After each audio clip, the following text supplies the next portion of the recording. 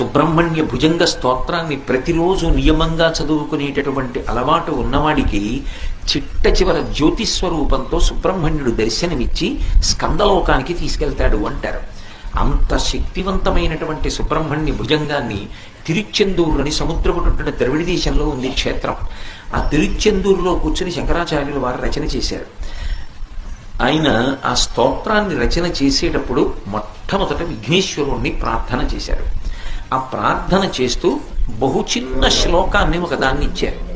అందులో సదాబాల రూపాపి విఘ్నాద్రిహంత్రి మహాదంతి వక్త్రాపి పంచాస్యమాన్య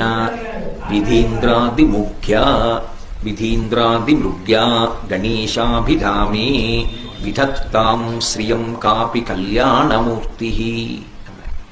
ఈ శ్లోకం నిజానికి అందరూ నోటికి వచ్చేటట్టుగా కంఠగతం